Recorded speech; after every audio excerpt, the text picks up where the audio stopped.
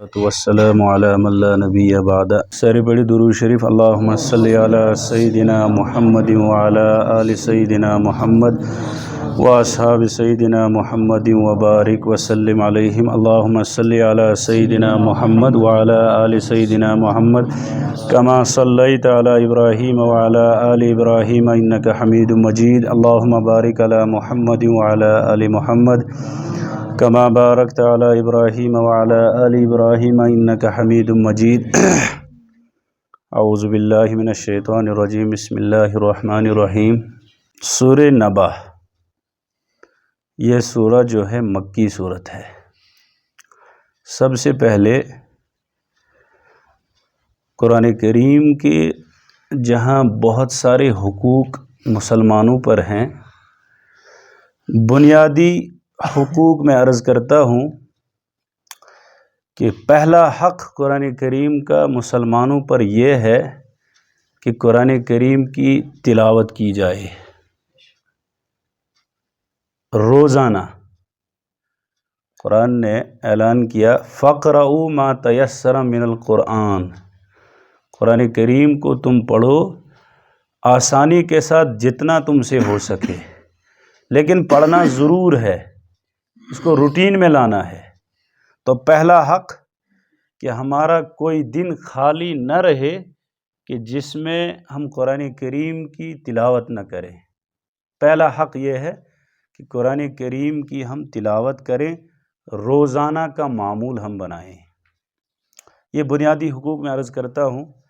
دوسرا حق، قرآن کریم کو سمجھنے کی ہم کوشش کریں کہ اگر ہم تلاوت کرتے ہیں تو قرآن کریم یہ رب کا کلام ہے، جب ہم سمجھنے کی کوشش کریں گے تو ہمیں یہ پتہ چلے گا کہ ہمارا رب ہم سے کیا چاہتا ہے۔ اور جب ہم نمازوں میں قرآن کریم کو پڑھتے ہیں تو ہمیں اس بات کا علم ہوگا کہ ہم رب سے کیا مانگ رہے ہیں۔ تو دوسرا حق کیا ہے کہ قرآن کریم کو سمجھنے کی ہم کوشش کریں۔ پڑھانے والے جگہ جگہ موجود ہیں، مدارس موجود ہیں، بس کمی اگر ہے تو ہماری ہے۔ ہم وقت نکالیں اور جو ماہرین ہیں، ماہرین شریعت ہیں، ان سے جاننے کی کوشش کریں۔ تیسرا حق قرآن کریم کا جو ہے وہ یہ ہے کہ جو کچھ ہم تلاوت کریں، جو کچھ ہم سمجھنے کی کوشش کریں، تو تیسری بات یہ ہے کہ قرآن کریم کے احکامات پر ہم عمل کریں۔ یہ بنیادی حق ہے۔ پہلے ہم انہی پر اکتفا کرتے ہیں کہ نمبر 1 قرآن کریم کو روزانہ پڑھنے کی کوشش کریں گے، روزانہ اپنی زندگی کا ایک معمول بنائیں گے کہ کوئی دن ہمارا خالی نہ رہے کہ جس میں ہم قرآن کریم کی تلاوت نہ کریں۔ نمبر 2 سمجھنے کی ہم کوشش کریں۔ نمبر 3 قرآن کریم کے احکامات پر عمل کریں۔ اس سورہ کے اندر اجمالی طور اس میں جو ہے قیامت کا ذکر ہے، اور اس کے بعد جو ہے آگے اللہ رب العزت نے اپنی قدرت کے مناظر کو ذکر کیا ہے، اور اخیر میں جو ہے اس بات کو ذکر کیا ہے کہ جنہوں نے ایمان لایا اور اللہ کے پیغام کو برحق مانا اور اس کے مطابق جو ہے آگے عمل کیا تو ان کو کیا کیا انعام ملے گا، آگے اس کا ذکر ہے۔ تو خیر، عما یتساءلون، یہ لوگ آپ سے کس چیز کے بارے میں سوال کرتے ہیں، پوچھتے ہیں۔ کون لوگ؟ قیامت کا انکار کرنے والے لوگ۔ حضرت ابن عباس رضی اللہ تعالیٰ فرماتے ہیں کہ جب شروع میں قرآن کریم کا نزول ہوا، شروع میں حضرت نبی اکرم صلی اللہ علیہ وسلم اس کو لوگوں کے درمیان بیان کرنے لگے۔ اسی میں جہاں توحید کا ذکر آیا، جہاں رسالت کا ذکر آیا، ساتھ میں ہی قیامت کا بھی ذکر آیا کہ اے لوگو تمہیں اس دنیا میں ہمیشہ نہیں رہنا ہے، تمہیں اس دنیا سے جانا ہے۔ جب تم مرو گے، مرنے کے بعد جو ہے تمہیں دوبارہ زندہ ہونا ہے، وہاں تمہیں حساب و کتاب دینا ہے۔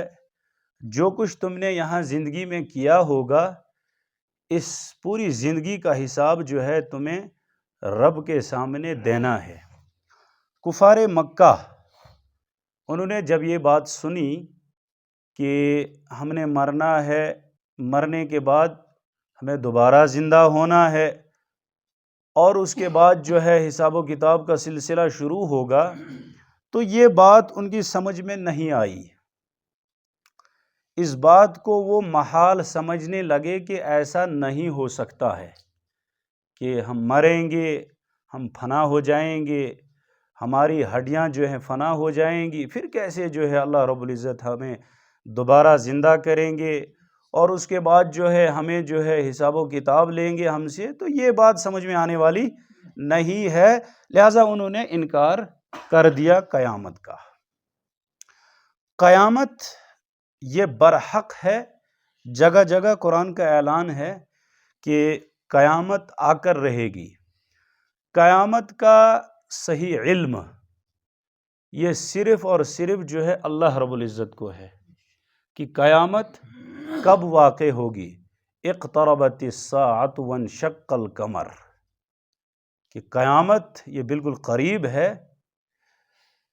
صحیح اس کا علم جو ہے صرف اللہ رب العزت کو ہے، یہاں تک کہ انبیاء کرام علیہم الصلاۃ والسلام کو بھی اس کا علم نہیں دیا گیا۔ البتہ حضرت نبی اکرم صلی اللہ علیہ وسلم نے قیامت کی کچھ علامات ذکر کی ہیں، جن کو اصطلاح کے اندر اشراط الساعہ کہا جاتا ہے، یعنی علامات الساعہ۔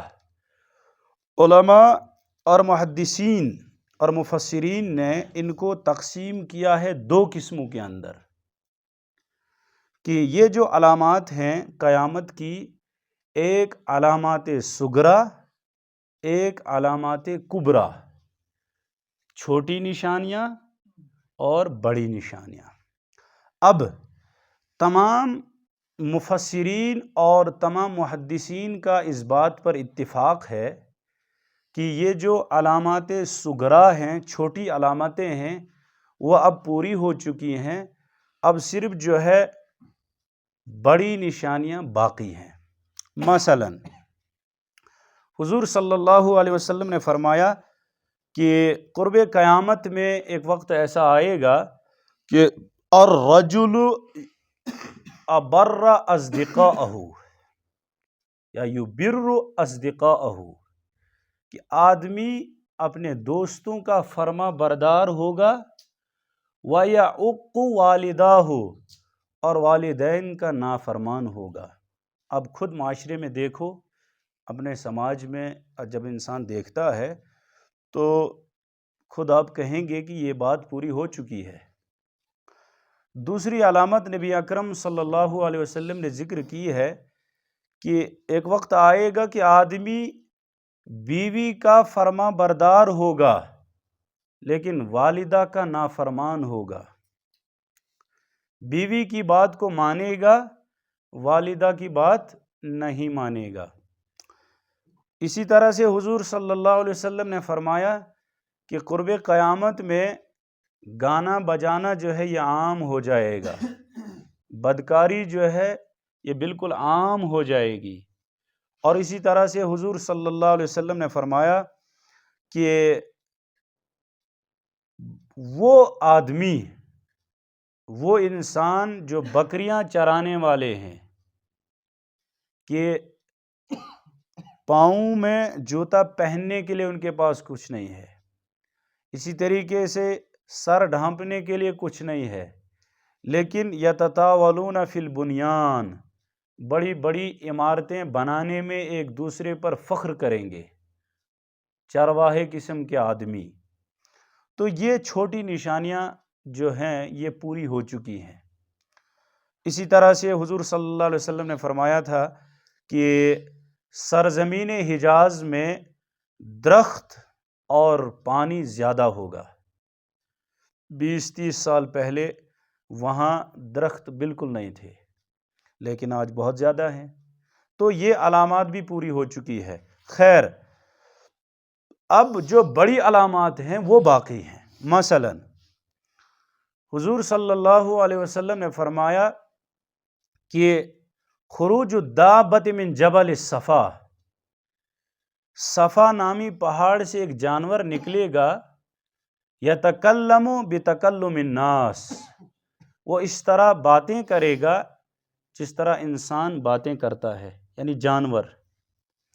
اسی طرح سے حضور صلی اللہ علیہ وسلم نے فرمایا کہ امام مہدی تشریف لائیں گے، حجر اسود اور رکن یمانی کے درمیان اپنے مہدی ہونے کا اعلان کریں گے، اور یہ وہ مہدی ہیں کہ جن کے بارے میں حضور صلی اللہ علیہ وسلم نے فرمایا کہ ان کا نام جو ہے میرے نام پہ ہوگا، ان کی والدہ کا نام میری والدہ کے نام پہ ہوگا، ان کے والد کا نام جو ہے میرے والد کے نام پہ ہوگا، یعنی محمد ابن عبداللہ و آمنہ، اور میری نسل سے ہوگا، یعنی قریش سے ہوگا۔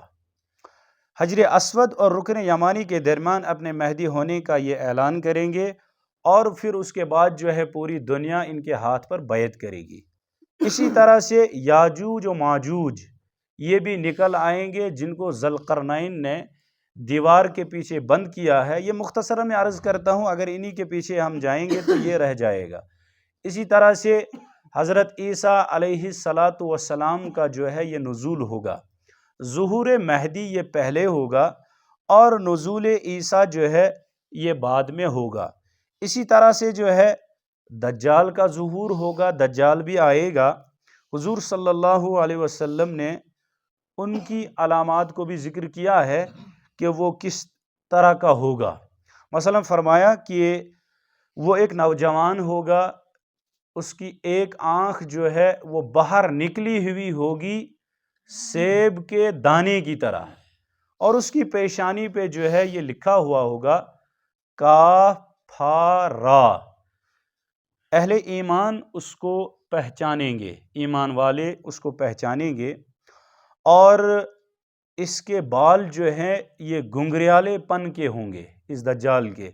صحابہ کرام نے پوچھا یا رسول اللہ صلی اللہ علیہ وسلم یہ کتنے دن رہے گا؟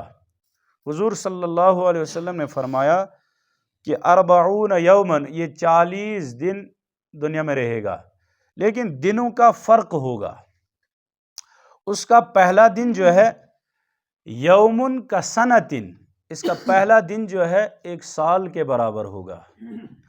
اس کا دوسرا دن جو ہے وہ یومن کا شہرن و یومن کا جمعتن، اس کا دوسرا دن جو ہے یہ 1 مہینے کے برابر ہوگا، اور اس کا تیسرا دن جو ہے 1 ہفتے کے برابر ہوگا۔ اللہ تعالیٰ نے اس کو استدراجی قوت عطا کی ہوگی کہ جس طرح سے ابلیس کو اللہ تعالیٰ نے استدراجی قوت عطا کی ہے۔ مثلا دجال زمین سے کہے گا اخرجی کنوزکی، کہ اے زمین اپنے خزانوں کو باہر پھینک۔ زمین کے اندر جتنے مردے ہوں گے وہ باہر نکل آئیں گے، زمین کے اندر جو کچھ سونا چاندی ہوگا زمین ان کو باہر پھینکے گی، آسمان سے حکم کرے گا کہ بارش برسا، آسمان فوراً بارش برسائے گا، اور اسی طریقے سے ایک آدمی کو بلائے گا، اس کو قتل کروائے گا۔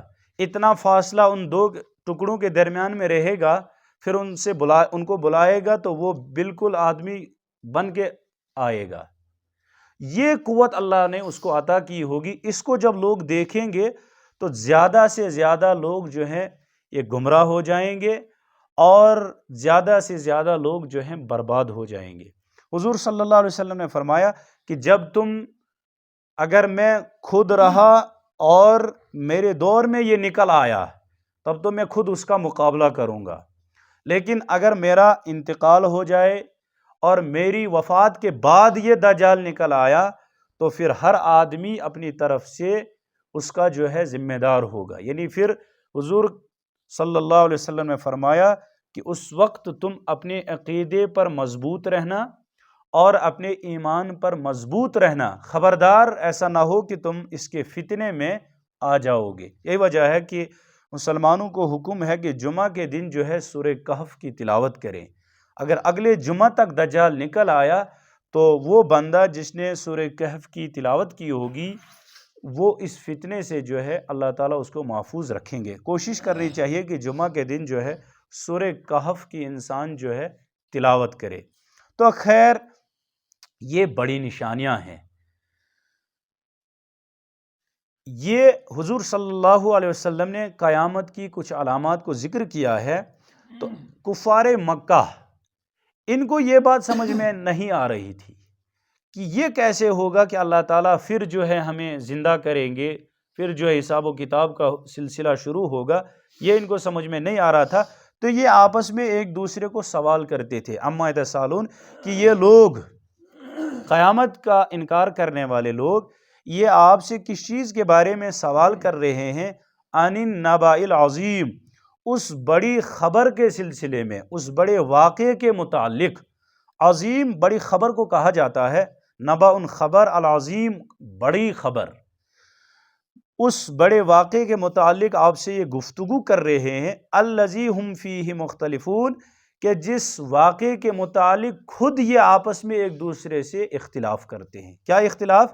کہ بعض لوگ اس کی تصدیق کرتے تھے، یعنی جنہوں نے ایمان لایا وہ اس بات کی تصدیق کرتے تھے کہ بھائی یہ جب قرآن نے اس کو اعلان کیا، حضور صلی اللہ علیہ وسلم نے بیان کیا کہ بھائی قیامت ضرور آئے گی، قیامت برحق ہے، تو کچھ لوگ اس کو مانتے تھے اور کچھ لوگ اس کا کیا کرتے تھے؟ انکار کرتے تھے۔ تو اس میں اختلاف کرنے لگے۔ آگے کلا سیعلمون، قرآن کریم کے اندر ہے کہ ہرگز نہیں، سیعلمون، ان قریب ان لوگوں کو معلوم ہو جائے گا۔ کن لوگوں کو؟ جو لوگ انکار کرتے ہیں، ان قریب انہیں معلوم ہو جائے گا کہ یہ قیامت جب آ کر رہے گی، یہ خود اپنی آنکھوں سے دیکھیں گے تو انہیں خود بخود اس کا علم ہو جائے گا، ان قریب انہیں معلوم ہو جائے گا۔ انسان جب مرنے کے بالکل قریب ہو جاتا ہے، کہ احادیث میں ہے کہ جب انسان مرض الوفات میں مبتلا ہوتا ہے، نزع کی حالت اس کو کہا جاتا ہے، قریب المرگ، اس وقت بندے کی توبہ جو ہے وہ قبول نہیں ہے۔ کیوں؟ انسان مکلف ہے ایمان بالغیب، الذین یؤمنون بالغیب، یہ غیب پر ایمان لانے کا مکلف ہے۔ جب انسان اس حالت میں پہنچتا ہے، نزع کی حالت میں، اس وقت انسان جو ہے عالم آخرت کی کچھ چیزوں کا مشاہدہ کرتا ہے۔ مثلا اس کو فرشتے نظر آتے ہیں، اس وقت اس کو کرامن کاتبین نظر آتے ہیں، اس وقت انسان دنیا میں اعمال کرتا ہے لیکن نظر نہیں آتے ہیں یہ اعمال کہ یہ کہاں جاتے ہیں، لیکن اس موقع پہ انسان ان کو دیکھ لے گا۔ اسی طرح سے انسان اس وقت جب انسان کی روح نکلتی ہے بدن سے، حدیث میں ہے کہ اس موقع پہ انسان اپنی روح کو بھی دیکھ لے گا۔ کتابوں میں لکھا ہے کہ اگر دنیا میں انسان اپنی روح کو دیکھ لے گا تو یہ اس کا عاشق ہو جائے گا، اس کا محبوب بن جائے گا یہ۔ تو اس وقت انسان جو ہے اپنی روح تک کو دیکھ لیتا ہے۔ اگر انسان نے اچھے اعمال کیے ہوں گے، آخرت کی تیاری کی ہوگی، اس وقت جب اس مومن بندے کی روح جو ہے جب قبض کی جاتی ہے، نکالی جاتی ہے، اس وقت روح اس بندے کو سلام کرتی ہے، السلام علیکم ورحمۃ اللہ وبرکاتہ، اور پھر کہتی ہے یہ روح کہ اے بندے تمہیں مبارک ہو، تمہیں مبارک ہو، تم نے اپنے آپ کو بھی جہنم کے عذاب سے بچایا اور مجھے بھی بچایا، لہذا تمہیں کیا ہو؟ مبارک ہو، چونکہ میں آپ کے جسم میں قید تھی، آپ نے آخرت کی تیاری کی ہے، لہذا تمہیں مبارک ہو، خود بھی بچایا اور مجھے بھی بچا لیا۔ اور اگر انسان نے تیاری نہ کی ہو، اعمال صالحہ نہ کیے ہوں، تو اس وقت روح اس بندے سے کہتی ہے کہ تمہیں جو ہے اللہ کی لعنت ہو۔ اللہ ہم سب کی حفاظت فرمائے۔ اپنے آپ کو بھی برباد کیا اور مجھے بھی برباد کیا۔ کیوں؟ اب چونکہ یہ دوسرے ٹھکانے میں اس کو جانا ہے، تو اپنے آپ کو بھی برباد کیا اور مجھے بھی برباد کیا۔ تو مجھے عرض یہ کرنا ہے کہ ان قریب انہیں معلوم ہو جائے گا، جب یہ خود اپنی آنکھوں سے دیکھیں گے اور آخرت کی کچھ چیزوں کا مشاہدہ کریں گے، اور اب اس کو پورا یقین ہو جائے گا کہ دنیا میں جو کچھ ہم سنتے تھے یا قرآن میں پڑھتے تھے، حدیث میں پڑھتے تھے، وہ سارا برحق تھا۔ کمی صرف یہ ہے کہ ہم نے اس پہ عمل نہیں کیا۔ اس موقع پر بندہ جو ہے اللہ رب العزت سے درخواست کرے گا کہ یا اللہ اب صرف مجھے ایک موقع دیجئے، انہا کلمۃ ہوا قائلہا ومن ورائہم برزخ الی یوم یبعثون۔ قرآن کریم کے اندر ہے کہ بندہ اس موقع پر رب سے ایک درخواست کرے گا کہ یا اللہ اب میں نے سارا کچھ دیکھ لیا، بس ایک موقع مجھے دے دیجئے، جو کچھ کمی کوتاہی مجھ سے رہ گئی ہے اب میں اس کو پورا کر کے آ جاؤں گا، بس ایک موقع دے دیجئے۔ لیکن وہاں بھی یہی لفظ ہوگا کلا، ہرگز نہیں۔ یہ اصل میں ڈانٹ ڈپٹ کے لیے لفظ استعمال ہوتا ہے، جس کو زجر و توبیخ سے بھی اس کی تعبیر کرتے ہیں۔ تو ہرگز نہیں، یہ بندہ ایک درخواست کرے گا، لیکن اس کی یہ درخواست منظور نہیں ہوگی۔ حکم یہ ہوگا وَمِن وَرَائِهِمْ بَرْزَخْ إِلَى يَوْمِ يُبْعَثُونَ، کہ حکم یہ ہوگا کہ فی الحال اس کو برزخ میں ڈال دو قیامت کی صبح تک۔ اب جس کو 1 مہینہ یا 2 مہینے برزخ کے اندر ہو چکے ہوں گے، اس کا کیا عالم ہوگا۔ اب جس کے بارے میں قیامت تک کے لیے حکم یہ ہوگا کہ اس کو برزخ میں قیامت کی صبح تک ڈال دو، اس کا کیا عالم ہوگا۔ خیر، کلا سیعلمون، یہ جو قیامت کے انکار کرنے والے ہیں انہیں ان قریب معلوم ہو جائے گا۔ ثم کلا سیعلمون، اللہ تعالیٰ نے پھر یہی جملہ لایا تاکید کے لیے۔ اس کو تاقیب سے بھی تعبیر کرتے ہیں، یہ علمی بحث ہے کہ اگر کلا سیعلمون لایا تو آگے پھر یہ ثم کلا سیعلمون لانے کی کیا ضرورت تھی، یہ جملہ۔ تو ہم مختصراً یہاں سمجھنے کی کوشش یوں کریں گے کہ یہاں اس کو تاکید کے لیے ذکر کیا ہے۔ تاکید کا مطلب کلام کے اندر زور پیدا کرنا، کہ ہم نے جو یہ کہا کہ ان قریب آپ کو پتہ چلے گا، تو ضرور آپ کو اس کا علم ہو جائے گا۔ یہ قیامت جب واقع ہوگی، اذا السماء انشقت واذنت لربها وحقت، کہ جب یہ آسمان پھٹ جائے گا، یہ چاند، یہ سورج، یہ ستارے، یہ ٹوٹ ٹوٹ کر گر پڑیں گے، اور یہ پہاڑ جو ہیں یہ ریزہ ریزہ ہو کر ہوا میں اڑیں گے، تو آپ کو خود بخود اس کا علم ہو جائے گا۔ یعنی یہ دنیا جو ہے دھرم برم ہو جائے گی، یہ سارا نظام جو ہے ختم ہو جائے گا، ایسا ضرور ہو کر رہے گا۔ یہ قرآن کا اعلان ہے، حدیث کے اندر ہے، چاہے ہم اس کو مانیں یا نہ مانیں، لیکن ہمارا اس پر ایمان ہونا چاہیے اور اس پہ یقین ہونا چاہیے۔ ہم چونکہ مسلمان ہیں کہ ایسا ضرور ہو کر رہے گا۔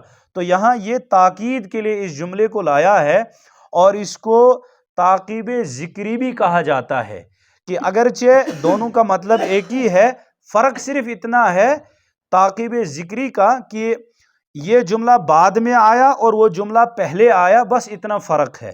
خیر، یہ قیامت کے جو انکار کرنے والے لوگ تھے، ان کے بارے میں تھا کہ ان قریب انہیں پتہ چل جائے گا۔ آگے اللہ تعالیٰ نے اپنی قدرت کاملہ کا اظہار کیا ہے کہ بھائی دیکھو، میں نے اپنی قدرت کا اظہار جو ہے طرح طرح سے دنیا کے اندر کیا ہے، ان علامات کو دیکھو، ان نشانیوں کو دیکھو، تمہیں خود جو ہے رب کی معرفت حاصل ہوگی اگر تم سمجھنے کی کوشش کرو گے، اگر غور و فکر کرو گے صحیح نیت سے۔ کیا؟ الم نجعل الارض مہادا، کیا ہم نے زمین کو بچھونا نہیں بنایا؟ کیا ہم نے زمین کو تمہارے لیے فرش نہیں بنایا؟ انسان جب غور کرے گا، دیکھو زمین نہ زیادہ سخت ہے کہ انسان جب اس پہ چلے گا تو تکلیف ہوگی پیروں میں، یا اسی طریقے سے اتنی گاڑیاں ہم دوڑاتے ہیں اس اللہ کی زمین پر، تو یہ اتنی نرم بھی نہیں ہے کہ ہماری گاڑیاں دب جائیں، دھس جائیں اس میں، یا ہمارے قدم ہی اس میں دھس جائیں گے۔ بڑے بیلنس کے ساتھ جو ہے اللہ رب العزت نے اس کو بچھایا۔ اے انسان، کیا آپ یہ نہیں دیکھتے ہو کہ اس زمین کو ہم نے کیسے بچھایا؟ والجبال اوتادا، اور پہاڑوں کو اس کی میخیں ہم نے بنا دی، کہ پہاڑوں کے ذریعے سے ہم نے اس زمین کو جما دیا۔ پہاڑوں کی وجہ سے یہ زمین جو ہے حرکت نہیں کرتی ہے، اگر یہ پہاڑ نہ ہوتے تو یہ زمین حرکت کرتی، یہ ایک جگہ نہیں ٹھہرتی۔ تو پہاڑوں کے ذریعے سے، یعنی جب انسان کیل کسی چیز پہ لگا دیتا ہے تو وہ چیز پھر وہیں رک جاتی ہے، وہاں سے نہیں ہٹتی ہے۔ تو یہی کیلوں کا کام جو ہے ہم نے کن سے لیا؟ پہاڑوں سے لیا۔ کیا آپ غور نہیں کرتے ہو کہ کیسے ہم نے زمین کو بچھایا اور پہاڑوں کو ہم نے کیا بنایا؟ کیلیں یعنی میخیں بنائی۔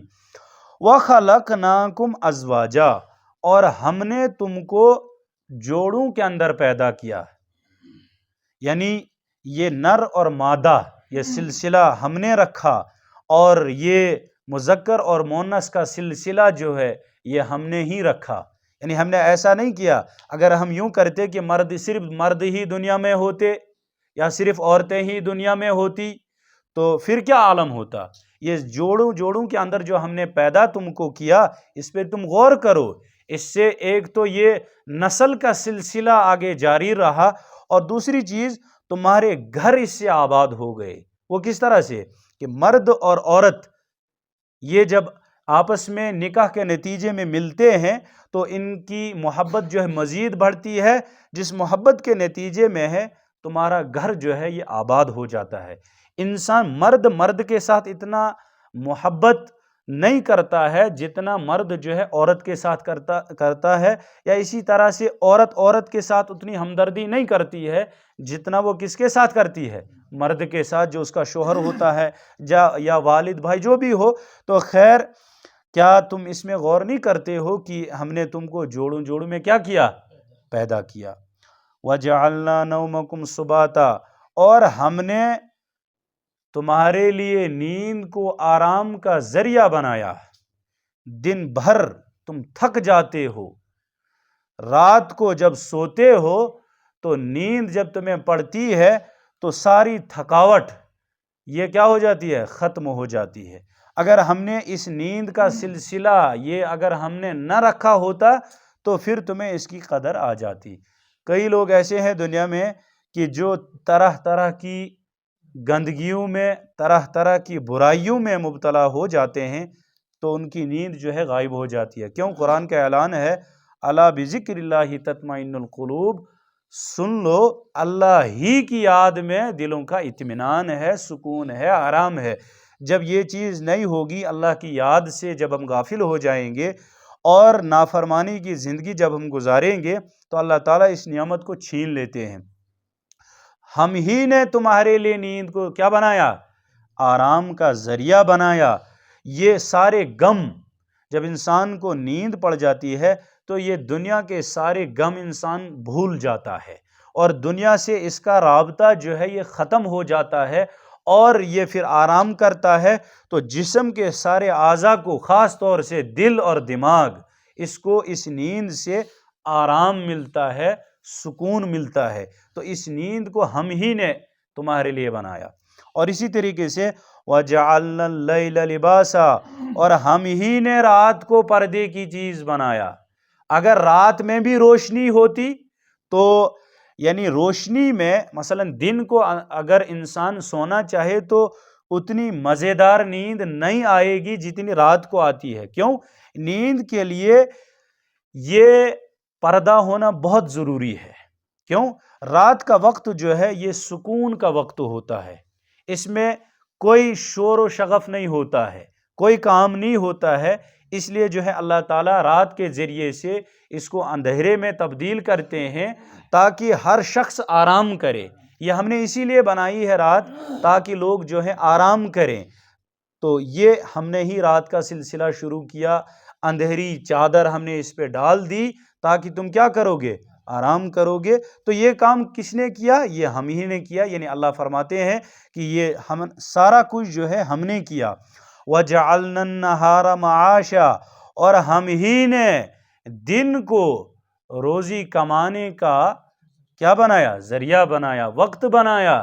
یہ ہم نے دن، اگر ہم نے دن کو بھی کیا بنایا ہوتا؟ رات ہی بنایا ہوتا تو لاکھوں بلکہ کروڑوں کے حساب سے اگر تم یہ بلب جلاتے تو بھی تم اتنی روشنی پیدا نہیں کر سکتے. یعنی کام کے لیے اللہ نے اس سورج کو بنایا ہے تو صبح جب نکلتا ہے پوری دنیا کو روشن کرتا ہے. اگر اللہ تعالیٰ اس کو نہ رکھتے، اس کو نہ نکالتے تو پھر ہم کروڑوں کے حساب سے بھی اگر بلب جلاتے تو اتنی روشنی ہمیں میسر نہیں ہوتی. تو یہ کس نے کیا؟ یہ اللہ ہی نے کیا. وَبَنَيْنَا فَوْقَكُمْ سَبْعًا شِدَادًا، اور ہم نے جو ہے تمہارے اوپر 7 مضبوط آسمان بنائے. یہ قرآن کا اعلان ہے کہ ہم نے 7 مضبوط آسمان تمہارے اوپر بنائے ہیں، اور یہ ہیں، اس کا انکار نہیں کیا جا سکتا ہے. جیسے کہ دوسری جگہ ہے سورہ حج کے اندر، یوم نطوی السماء، یوم، کہ ہم آسمانوں کو ایسے لپیٹیں گے کَطَيِّ السِّجِلِّ لِلْكُتُبِ، کہ جس طریقے سے کاغذ کو لپیٹا جاتا ہے، قرب قیامت میں ہم آسمانوں کو اس طریقے سے کیا کریں گے؟ لپیٹیں گے. تو ہم نے 7 مضبوط آسمان بنائے. وَجَعَلْنَا سِرَاجًا وَهَّاجًا، اور ہم نے ایک روشن چراغ بنایا، یعنی آفتاب جو پوری دنیا کو کیا کرتا ہے؟ روشن کرتا ہے. وَأَنزَلْنَا مِنَ الْمُعْصِرَاتِ مَاءً ثَجَّاجًا، اور ہم نے بادلوں سے موسلا دار بارش برسایا. کیوں برسائی ہم نے یہ بارش اتنی؟ لِنُخْرِجَ بِهِ حَبًّا وَنَبَاتًا، تاکہ ہم اس کے ذریعے سے اناج اگائیں، تاکہ اس کے ذریعے سے سبزہ اگائیں جو تمہارے فائدے کے لیے ہو. اناج جو ہے تم خود کھاؤ گے، اور یہ گھاس جو ہے تمہارے جانور کھائیں گے. یہ سارا انتظام ہم نے کیا صرف آپ کے لیے، اور یہ کیا صرف اور صرف ہم نے. وَجَنَّاتٍ الْفَافًا، اور گنے باغات یہ کس نے بنائے؟ یہ ہم ہی نے بنائے. تو یہ ساری دلیلیں اور ان اپنی قدرت کا اظہار جو ہے اللہ رب العزت نے کیا. بتانا صرف اور صرف یہ ہے کہ جب ہم یہ سارا کچھ کر سکتے ہیں، کہ زمین کو ہم نے بچھایا، پہاڑوں کو ہم نے بنایا، اور جوڑوں جوڑوں کے اندر تم نے پیدا کیا، اور یہ سارا سلسلہ جب ہم نے بنایا تو ہم تم کو دوبارہ زندہ کیوں نہیں کر سکتے ہیں؟ ہم ضرور اس پر قادر ہیں. جب یہ اتنا سارا نظام ہم نے بنایا اور یہ سارا نظام ہم چلاتے ہیں، ہم اس پر قادر ہیں، تو یہ کیوں نہیں ہم کر سکتے ہیں؟ یہ ضرور ہم کر سکتے ہیں کہ ہم آپ کو دوبارہ زندہ کریں گے. جو کچھ آپ نے دنیا میں کیا ہوگا اس سارے کا حساب آپ کو دینا ہوگا. اچھا کیا ہوگا اچھا انعام ملے گا، برا کیا ہوگا تو اسی حساب سے آپ کو یہاں سزا ملے گی. کیوں؟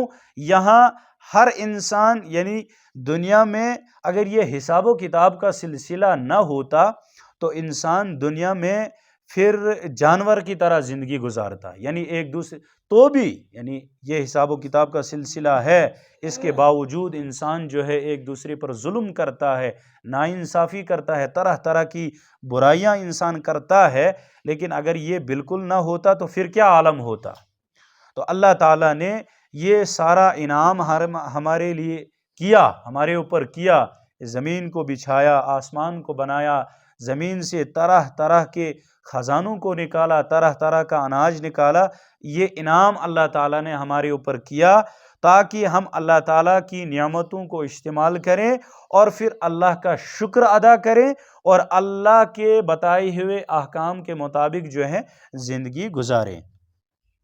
تو بتانا صرف یہ ہے کہ جب ہم نے یہ سارا کچھ کیا تو ہم آپ کو دوبارہ زندہ بھی کر سکتے ہیں. ان یوم الفصل کان میقاتا، بلا شبہ فیصلے کا جو دن ہے اس کا وقت جو ہے یہ مقرر ہے، یہ وقت ہم نے طے کر دیا ہے، وہ وقت جو ہے ضرور آ کر رہے گا اور آپ سے جو ہے حساب لیا جائے گا۔ یوم ینفخ فی الصور فتأتون افواجا، جس روز سور پھونکا جائے گا تو تم لوگ فوج در فوج حاضر ہو جاؤ گے، جماعت در جماعت آپ آؤ گے۔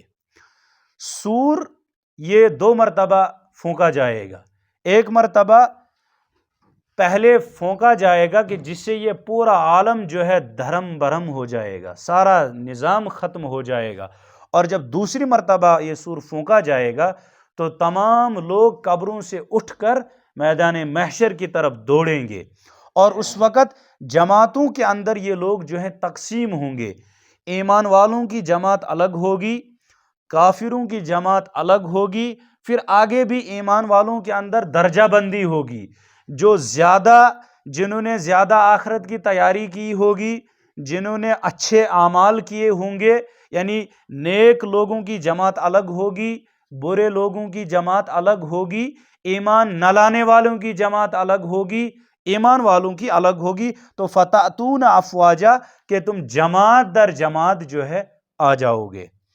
وفتحت السماء فکانت ابوابا، اور آسمان کھول دیا جائے گا، اس کے دروازے ہی دروازے ہو جائیں گے، یعنی ایسا لگے گا کہ اس کو بالکل دروازے ہی دروازے ہو گئے۔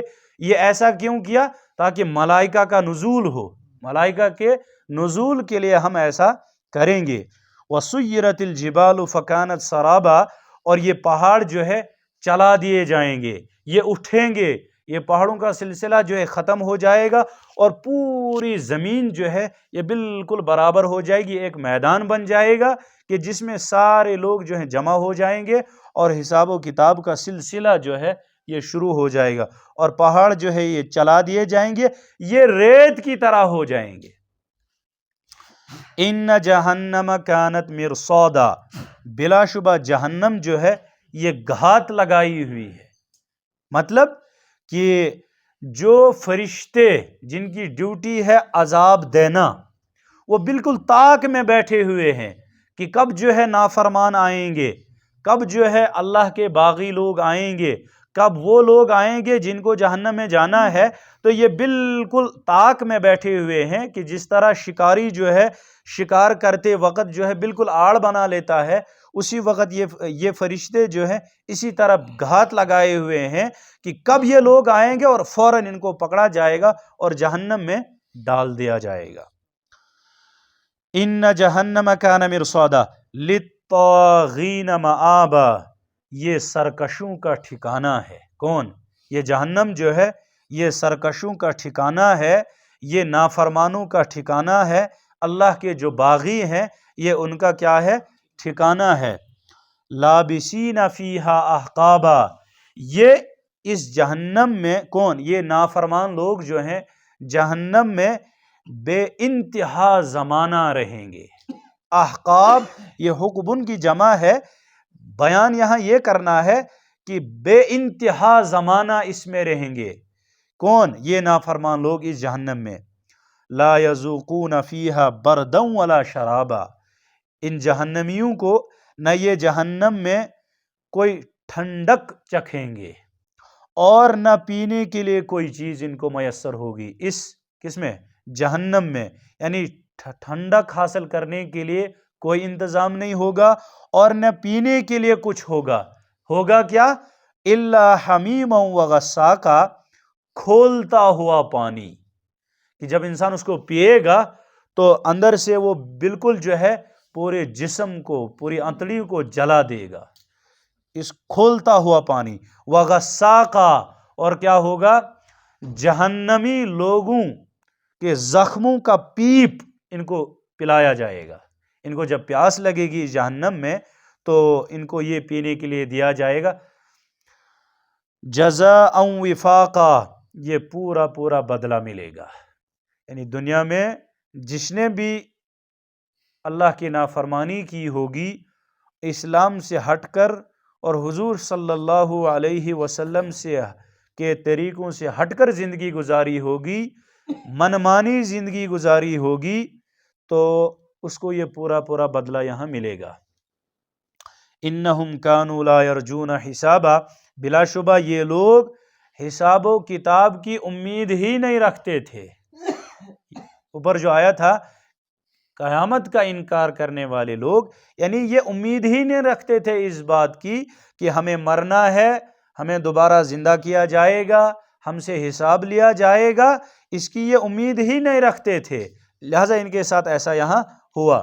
وَكَذَّبُوا بِآيَاتِنَا كِذَّابًا، اور یہ ہماری آیتوں کو خوب جھٹلایا کرتے تھے، یہ حق کو جھٹلایا کرتے تھے، یہ مانتے نہیں تھے دنیا میں، انہوں نے ہماری باتوں کو، ہمارے پیغام کو نہیں مانا، اس کو جھٹلایا، انکار کیا۔ حالانکہ وَكُلَّ شَيْءٍ أَحْصَيْنَاهُ كِتَابًا، حالانکہ ہم نے ہر چیز کو لکھ کر محفوظ کیا ہے، ریٹن میں سارا کچھ محفوظ ہے، یہ سارا کچھ قیامت کے روز بندے کو دکھایا جائے گا۔ انسان کے ساتھ جو کرامن کاتبین ہیں، ایک فرشتہ دائیں کندھے پر ہے، اس کی ڈیوٹی ہے نیکیوں کو تحریر کرنا، لکھنا، اور بائیں کندھے پر جو فرشتہ ہے اس کا کام ہے گناہ کو لکھنا۔ یہاں بھی اللہ کی مہربانی دیکھیے، لکھا ہے کتابوں میں کہ جو دائیں کندھے پر فرشتہ ہے یہ امیر ہے اس والے فرشتے پر۔ انسان جب نیکی کرتا ہے تو یہ فرشتہ اس فرشتے سے نہیں پوچھتا ہے، یہ فوراً لکھ دیتا ہے اس کے نامہ اعمال میں کہ بھائی اس بندے نے یہ نیک عمل کیا۔ یہاں تک کہ اگر انسان جو ہے خالی نیکی کا ارادہ کرتا ہے، مثلا میں نے یہ ارادہ کیا کہ صبح جو ہے تہجد ضرور اٹھ کے پڑھوں گا، مکمل نیت کی، میں نے ارادہ کیا لیکن صبح نہیں اٹھ سکا، تو بھی مجھے تہجد کا ثواب مل جائے گا، خالی میں نے نیکی کا ارادہ کیا تھا تو مجھے ثواب مل گیا۔ اب اگر انسان نے کوئی گناہ کا کام کیا، یہ فرشتہ جو ہے اس سے پوچھتا ہے کیا کہ اس بندے نے، یہ چونکہ امیر ہے اس پر، یہ پوچھتا ہے کہ بھائی اس بندے نے گناہ کا کام کیا، کیا اس کے نامہ اعمال میں یہ گناہ لکھ دوں گا؟ یہ فرشتہ اس سے کہتا ہے کہ تھوڑی دیر رک جاؤ، ممکن ہے یہ توبہ کرے گا، استغفار کرے گا، لہٰذا لکھنے کی ضرورت نہیں ہے، پھر آپ کو مٹانا پڑے گا، رک جاؤ۔ تو تھوڑی دیر یہ فرشتہ رک جاتا ہے۔ اگر بندے نے توبہ کی، استغفار کیا تو یہ لکھنے کی ضرورت ہی پیش نہیں آتی ہے، اور اگر انسان نے توبہ نہیں کی پھر یہ فرشتہ اس سے پوچھتا ہے، یہ فرشتہ پھر اس سے کہتا ہے کہ تھوڑی دیر رک جاؤ، 3 مرتبہ ایسا ہوتا ہے۔ اگر انسان نے توبہ نہیں کی تو اس کے بعد جو ہے پھر حکم یہ ہوتا کہ بھائی ٹھیک ہے اب لکھ دو، تو اس کا گناہ جو ہے لکھ دیا جاتا ہے۔ اسی طرح سے اگر انسان نے خالی گناہ کا ارادہ کیا تو خالی ارادہ کرنے پر اس کے نامہ اعمال میں گناہ نہیں لکھا جائے گا تب تک جب تک نہیں یہ گناہ کرے گا۔ وہاں انسان نے خالی نیکی کا ارادہ کیا تو اس کو نیکی کا اجر مل گیا، لیکن یہاں گناہ کا ارادہ کیا تو گناہ نہیں لکھا جائے گا، کب تک؟ جب تک نہ یہ کرے گا۔ تو وَكُلَّ شَيْءٍ أَحْصَيْنَاهُ كِتَابًا، کہ ہم نے ہر چیز کو لکھ کے محفوظ کیا ہے، یہ سارا کچھ ریکارڈ جو ہے اس کے نامہ اعمال میں کیا ہے؟ موجود ہے۔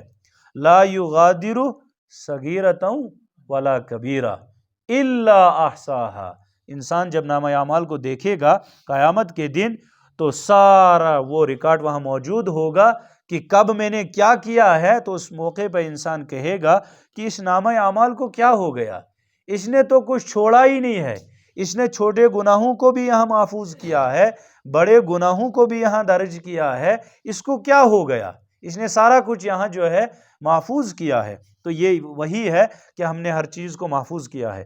فَذُوقُوا فَلَن نَّزِيدَكُمْ إِلَّا عَذَابًا، لہٰذا تم چکھو، ہم تمہارے عذاب میں نہیں اضافہ کریں گے مگر عذاب، یعنی تمہارے عذاب کو بڑھاتے ہی رہیں گے۔ کیوں؟ اگر تمہیں موت نہ آتی تو تمہارے عقائد باطلہ ان میں اضافہ ہی ہوتا رہتا، دنیا میں تمہارے جو برے اعمال تھے تم ہٹنے والے نہیں تھے، ان میں آپ اضافہ ہی کرتے چلے جاتے دنیا میں، تمہیں جبرن موت آئی، کیا جبرن یعنی موت تمہارے اختیار میں چونکہ نہیں تھی، یہ موت تمہیں آئی اور یہ برائیوں کا سلسلہ رک گیا، یہ گناہوں کا سلسلہ رک گیا۔ اگر یہ موت نہ آتی تو یہ سلسلہ نہ رکتا۔ جب وہاں تم لگے تھے ان گناہوں میں، لہٰذا ہم یہاں کیا کریں گے، تمہارے اس عذاب میں بھی کیا کریں گے، اب اضافہ ہی ہوتا رہے گا۔ یہاں تک تو تھا نافرمانوں کا بیان کہ جنہوں نے نافرمانی کی، اللہ کے پیغام کو تسلیم نہیں کیا، اللہ کے پیغام کو مان کر زندگی نہیں گزاری، تو ان کے لیے یہ عذاب کا سلسلہ یہاں تک تھا۔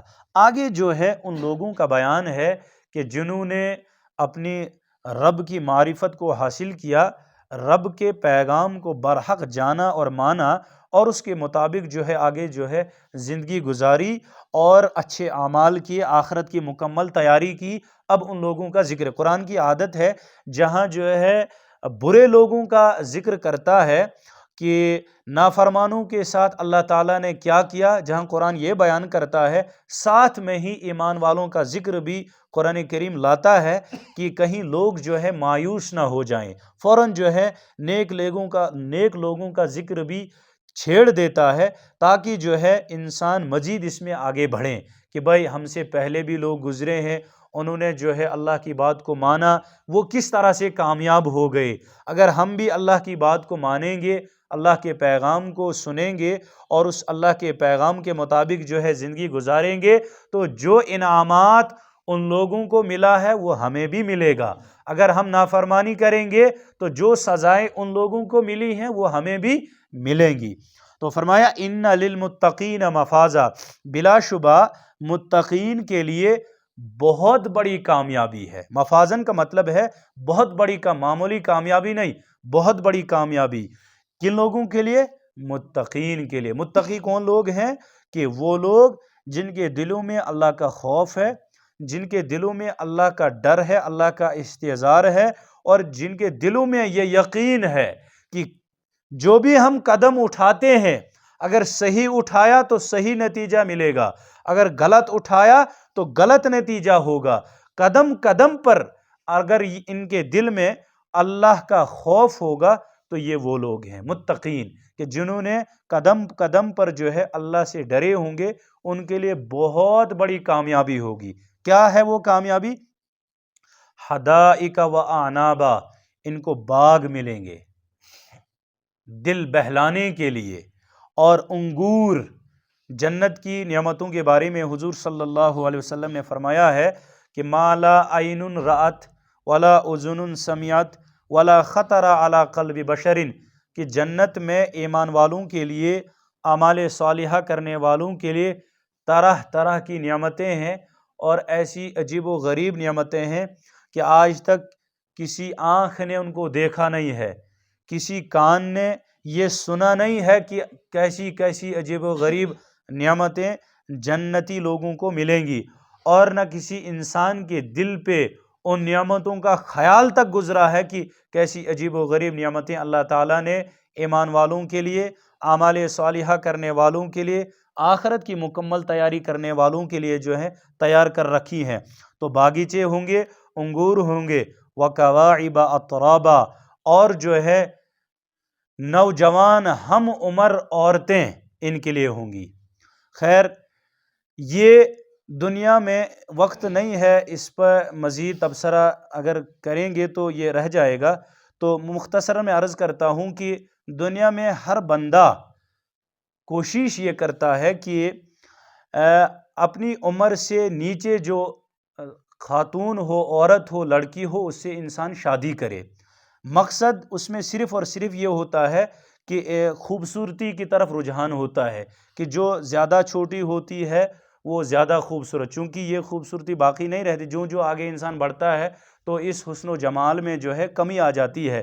یہاں جو کہا کہ نوجوان ہم عمر عورتیں ہم عطا کریں گے، کہ جتنی عمر آپ کی ہوگی اتنی ہی اس کی بھی ہوگی، تاکہ آپ کی سوچ اور اس کی سوچ جو ہے وہ مل جائے، اور آپ کی زندگی گزارنا جو ہے یہ بالکل آسان ہو جائے، چونکہ وہاں پھر لڑائی جھگڑے کا کوئی سلسلہ نہیں ہوگا۔ خیر، بس اس پر اتنا ہی کہیں گے۔ وَكَأْسًا دِهَاقًا، لبالب بھرے ہوئے جام شراب آپ کو دیا جائے گا، لیکن یہ شراب جو ہے یہ پاک شراب، جنت کی شرابن طہورا جس کو کہتے ہیں، یہ ان لوگوں کو نصیب ہوگی کہ جو دنیا میں نشہ سے دور رہتے ہیں۔ اب جنہوں نے یہاں نشہ کیا ہوگا، دنیا کی شراب پی ہوگی، وہ اس شراب سے کیا رہیں گے؟ محروم رہیں گے۔ لا يسمعون فیہا لغوا ولا کذابا، نہ یہ اس میں، کس میں؟ جنت میں، نہ کوئی بیہودہ بات سنیں گے اور نہ جھوٹ سنیں گے۔ وہاں صرف سلامن ہی سلامن، ہر طرف سے سلامتی کی آوازیں آئیں گی، ہر طرف سے سلامتی کی صدائیں گونجیں گی، کوئی جھوٹ، کوئی فریب نہیں ہوگا وہاں۔ جزاء من ربک عطاء حسابا، یہ آپ کے پروردگار کی طرف سے بہت بڑا انعام ہوگا۔ عطاء حسابا، جزا کہتے ہیں اس کو، میں نے آپ سے کوئی احسان کیا، آپ نے اس کے بدلے میں مجھے کوئی احسان کیا، اس کو جزا کہتے ہیں۔ لیکن عطا کا مطلب ہے کہ میں نے آپ کے ساتھ کچھ احسان نہیں کیا تھا، آپ نے اس کے بغیر میرے ساتھ احسان کیا، اس کو عطا کہا جاتا ہے۔ یہاں بیان صرف یہ کرنا ہے کہ بے انتہا انعام جو ہے تمہیں دیا جائے گا۔ رب کیوں یہ بہت بڑا انعام اور بے انتہا انعام کیوں ملے گا؟ وہ رب ہے ہی ایسا، کیسا؟ رب السماوات والارض وما بینہما الرحمن لا یملکون منہ خطابا، جو آسمانوں کا اور زمینوں کا پروردگار ہے، اور جو کچھ آسمان و زمین کے درمیان میں ہے، اس سب کا کیا ہے؟ رب ہے، اور یہ رحمان بھی ہے، بڑا مہربان ہے۔ لا یملکون منہ خطابا، کوئی ان سے بات نہیں کر سکے، کسی کو اجازت نہیں ہوگی ان سے بات کرنے کی۔ یوم یقوم الروح والملائکۃ صفا لا یتکلمون الا من اذن له الرحمن وقال صوابا، کہ جس روز ذی روح اور فرشتے سب بستہ اللہ رب العزت کی بارگاہ میں کھڑے ہوں گے، لا یتکلمون الا من اذن له الرحمن وقال صوابا، کہ بات کرنے کی کسی کو اجازت نہیں ہوگی، صرف اس کو کہ جس کو رب کی طرف سے کیا ہوگی؟ اجازت ہوگی، اور جب وہ بات کرے گا تو بات بھی کیا ہوگی؟ درست بات ہوگی، غلط بات نہیں ہوگی۔ ذالک الیوم الحق، یہ برحق دن ہے، بار بار قرآن کے، یعنی قیامت، یہ برحق دن ہے۔ فمن شاء اتخذ الی ربہ مآبا، جس کا جی چاہے اپنے رب کے پاس ٹھکانہ بنا لے۔ انا انذرناکم عذابا قریبا، ہم نے آپ کو قریب عذاب سے ڈرایا ہے، یعنی ہر نبی دنیا میں آیا، اپنی قوم کو سمجھایا کہ اے لوگو تم کیا کرو؟ اچھے اعمال کرو، توحید کی طرف لوگوں کو بلایا، اور عذاب سے ان کو ڈرایا۔ تو ہم نے بھی تم کو جو ہے قریب آنے والے عذاب سے جو ہے ڈرایا ہے۔ یہ قیامت بالکل قریب ہے، یعنی اللہ فرماتے ہیں ہم اس کو قریب سمجھتے ہیں، آپ اس کو کیا سمجھتے ہیں؟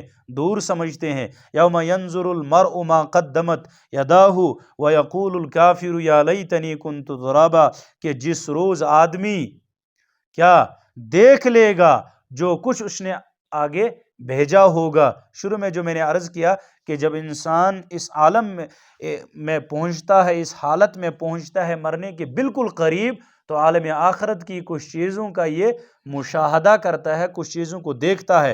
جب انسان وہاں اس سب کچھ کو دیکھ لے گا، جو کچھ اس نے دنیاوی زندگی میں کیا ہوگا، آگے اپنے لیے آخرت کے لیے جو توشہ بھیجا ہوگا، اس کو جب دیکھے گا، اور وَيَقُولُ الْكَافِرُ يَا لَيْتَنِي كُنْتُ تُرَابًا، اور کافر لوگ کہیں گے کہ ہائے کاش میں کیا ہو جاتا؟ مٹی ہو جاتا۔ یہ کافر لوگ اس وقت کہیں گے کہ جب عالم یہ ہوگا کہ اگر سینگ والی بکری نے، حدیث میں ہے، بے سینگ والی بکری کو مارا ہوگا تو اس سے بھی وہاں بدلہ لیا جائے گا، اور جب اللہ رب العزت یہ معاملہ ان کا بھی برابر کر دے گا کہ ان سے وہ بدلہ لے لے گا، اور اس کے بعد جو ہے یہ سارے جانور جو ہے یہ کیا ہو جائیں گے؟ یہ مٹی ہو جائیں گے۔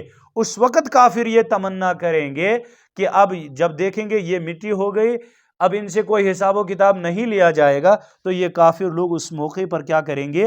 تمنا کریں گے کہ ہائی کاش ہم بھی اب کیا ہو جاتے؟ مٹی ہو جاتے، اور ہم سے بھی یہ حساب و کتاب کا سلسلہ جو ہے ختم ہو جاتا، چونکہ عالم ہی وہاں کچھ اور ہوگا، وہاں ہر شخص کو نفسی نفسی کا کیا ہوگا؟ عالم ہوگا۔ تو اس موقع پر یہ لوگ جو ہے تمنا کریں گے کہ ہم مٹی ہی ہو جاتے، تو یہ ہمارے حق میں کیا تھا؟ بہتر تھا۔ لیکن وہ نہیں ہوگا جو یہ لوگ چاہیں گے۔ تو انہی مختصر الفاظ کے ساتھ جو ہے ہم اس کو مکمل کرتے ہیں۔ اللہ تعالیٰ مجھے بھی اور آپ کو بھی ان باتوں پر عمل کرنے کی جو ہے توفیق نصیب فرمائے۔